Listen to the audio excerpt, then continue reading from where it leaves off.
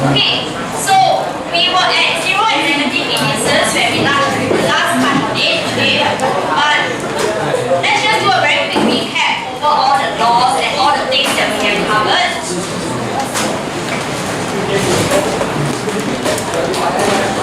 Okay, we have our law number 1. Law number 2.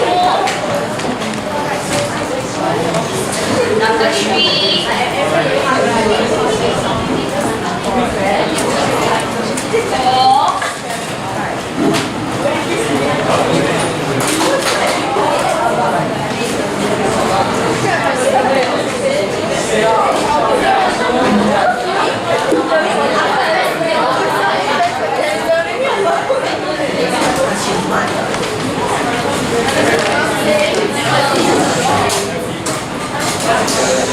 Okay, so we covered these 7 concepts last week already.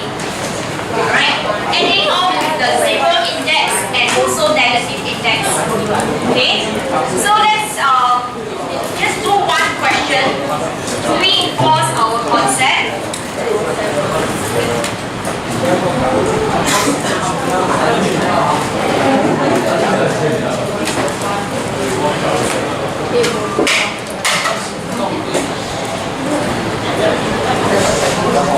Okay, let's take a look at this one. Where we want to simplify 2d to the power of 0 plus d squared e to the power of negative 4 then to the power of negative 1. I say you want to sit down. No, my chair. Chair here, you want to sit? Yeah, that's too noisy, ma.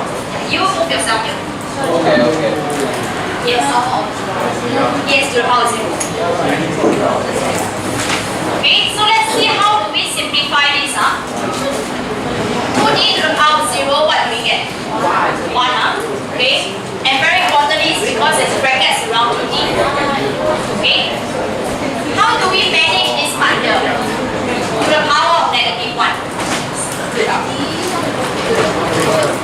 Okay? Imagine this as being a log fraction. Okay? This being a fraction with a denominator of 1. Alright? With a negative power, the negative sign itself okay, will imply for us that it is to be brought down to the denominator. Okay? So we are seeing it as 1 over d squared e to the power negative 4. Okay? Right? Then after that, this denominator over here we have e to the power negative 4.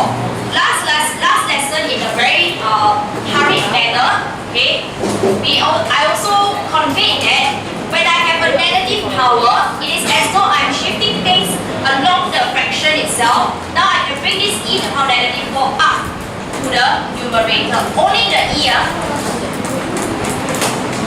okay, and not the d squared. Because the negative power is only applied to the e. Okay? To explain why this is the case, just to draw it out over here. Okay, why is it equals to e to the power 4?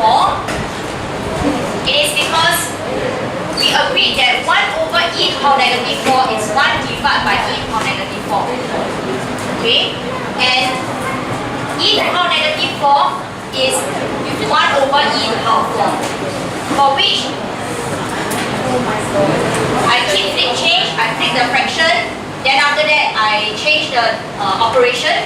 So it's 1 times e to the power 4, and therefore it is equals to e to the power 4.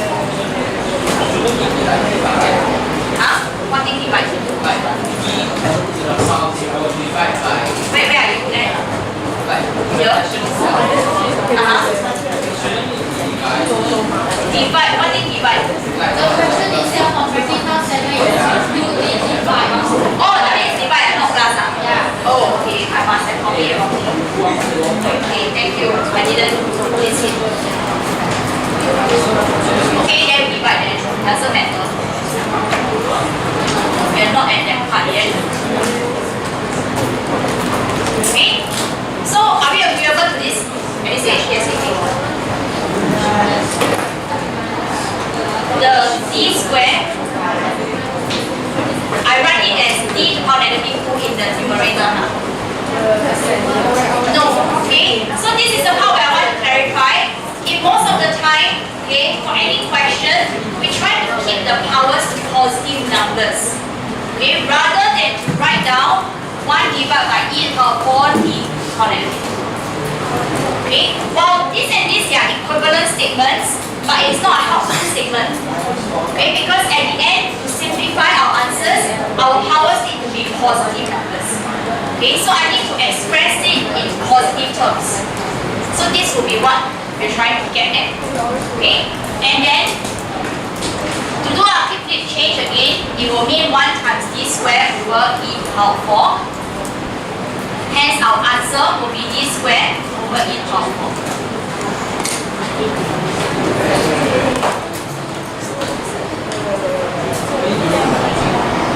Okay?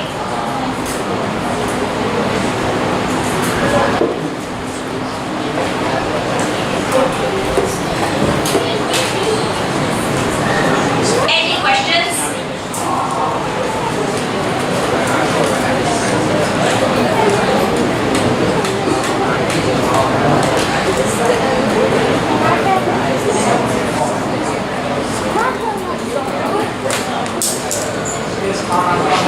Hang on.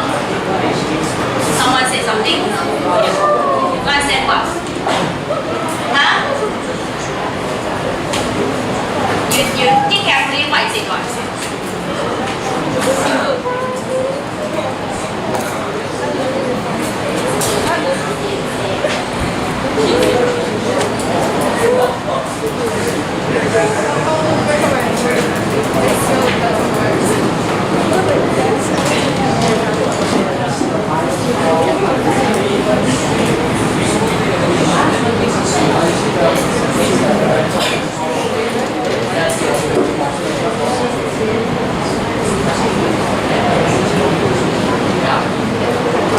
Okay, you're not able to identify what? This one and this one. How do I get from here to here? You know power 0 give us 1, right? Okay. Then after that, divide by this. I'm just focusing on this expression. When it is power of negative 1, I'm applying this, which kind of brings down, okay, the number, the entire base down to the denominator. So this I see as a fraction over 1. I bring the entire base here to the denominator. So my entire base for the negative 1 is d squared e to the negative 4. That's why it goes down to the denominator. Okay? It disappears because it is already taken, applied into effect. It is being applied such that it becomes 1 over the fraction already. It's like you apply the power already, it must disappear, right? You play games, correct? Yeah. So you apply the power that you have already, then your inventory doesn't have that anymore, correct? Okay. I don't know whether the game still work that way now, okay, but I suppose. Alright? I don't think of that. Okay? Questions? Okay, we look at another one. Okay, let's look at practice now 8. Question 1, part A. Let's start off simple. We have a to the power negative 1 times a cubed divided by a to the power negative 2. Okay, maybe you want to give this a try. Can you tell me what is a to the power negative 1? 1 over a, right? So, being in the numerator is now being applied, change into denominator, so 1 over a. Okay, then times a cubed. And then now a to the power negative 2. Okay, the negative sign itself would imply that it becomes 1 over a. But the 2 needs to still be there, so it's 1 over a squared. Okay, so a to the power negative 2 is actually 1 over a squared. Right? Why is that so? I can explain it to you in a very windy, long-winded manner. Okay? A to the power negative 2, do we agree that it is the same as this? Yes, right? Because negative 1 times 2 is negative 2, correct? And a to the power negative 1 is 1 over over A, which Yong already just now said. Correct? And having it this way, it is the same as 1 square over A square. Correct or not? Okay, and 1 square is what? It is 1. A square is just A square. So this explains that my negative itself brings about this fraction, and then the 2, okay, needs to be continued to exist. Understand? Am I talking to anyone? Then after that we continue 1 over A times A cube is A square times A square, because divide keep it change. So I will get A power 4.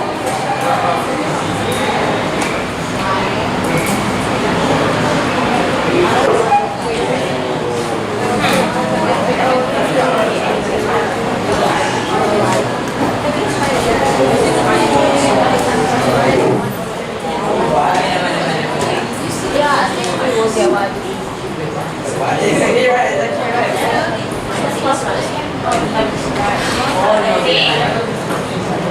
Now I also want to emphasize on how the question was being phrased. It says leaving your answer in positive index form. Most of the time for simplifying of indices, they will have such a phrase. Okay? But even if they don't write this, that will be the expectation. Okay? What does positive index form means? It means that we must have our answer such that the power is a positive number. While A to power 4 is equals to 1 over A to power negative 4. These two are equal. Okay, but this is not an acceptable answer to how the question was being asked. Because the power, the index itself, is a negative number. We want our numbers, our power to be positive numbers. Okay? So that is the expectation. Now we move on to part B. Okay? 16d to power negative 2e over 2d to power negative 1e, then bracket cube. Okay, how do we simplify this? Right? We shall choose someone to give me something to start off with. Xiaoting, the one who's landed on you. Can you tell me what will you start off with?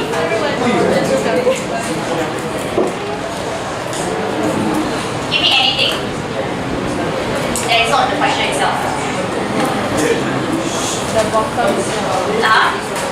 The bottom bring up. What do you mean the bottom? Tell me what to write. The numerator, does it remain the same? Yeah. Okay, I'll keep that the same. What changes in the denominator? Tell me what to write.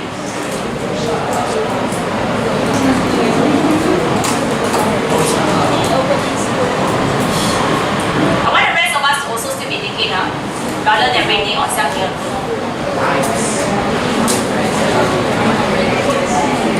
Yes, let's try it now, Mike. I think wrong will be wrong. Let's see some answers.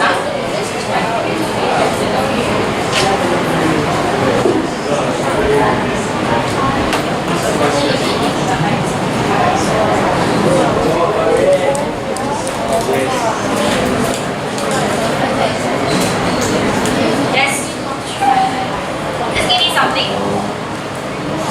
How will you apply the laws? What to write? Tell me what to write.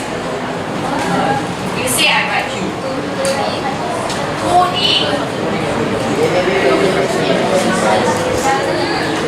Then that's all to me. Is it? Then you got answer means X squared. Yes. Yes, Isaac, you wanted to say. Replace the fraction with a divide. Like that. Why you want to do this? I wouldn't do this. Because usually we will keep our answers in fractions rather than divisions like that. Okay, but okay, can, no problem. I will go with what you all want. Then what from here? Change back.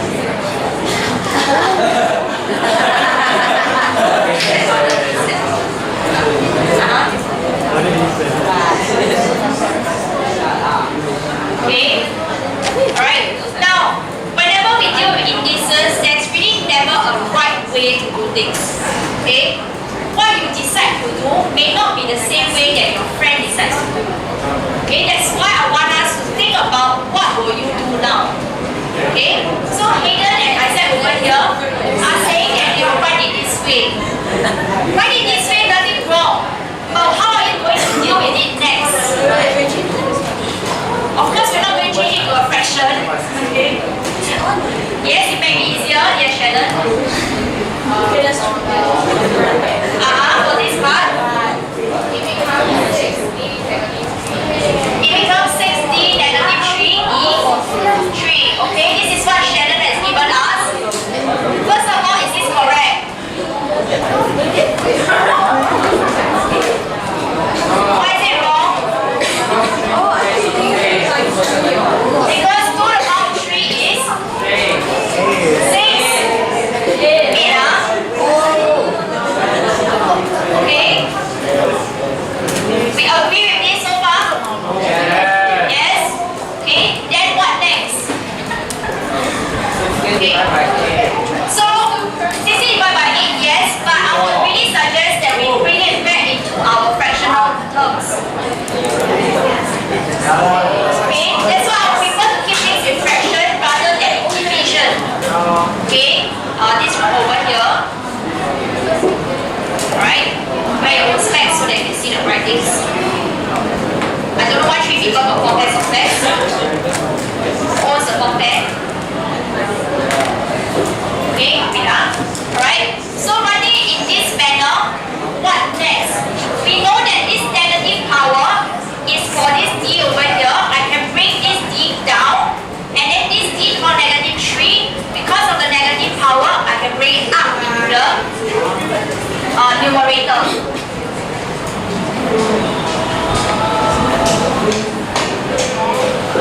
Okay, so it is because individually there's a negative power. That's why I bring those things down. If this one doesn't have a negative sign, I'm not going to bring this D to negative 3 out. Okay, so I'm going to get this. Now that everything is set in place, powers, then I simplify it. 16 divided by 8, I will get 2. D cubed divided by D square, I will get 1D. And then over E square. Okay, yes, teacher. I don't understand why you bring it up. Like the minus 2. Why this thing is brought up? Because of the negative sign, it needs to shift up, change its position on the fraction. That was what we agreed upon just now. The effect of the negative sign is that it changes its position on the fraction. That is how we can comprehend it. Yeah, just now I went through the steps, right?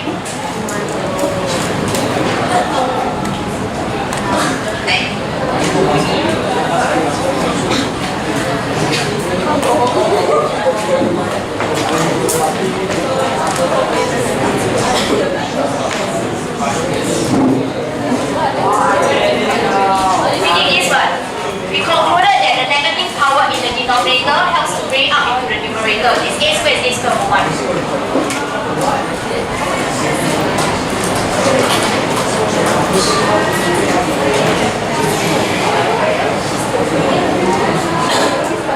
You understand this part? You agree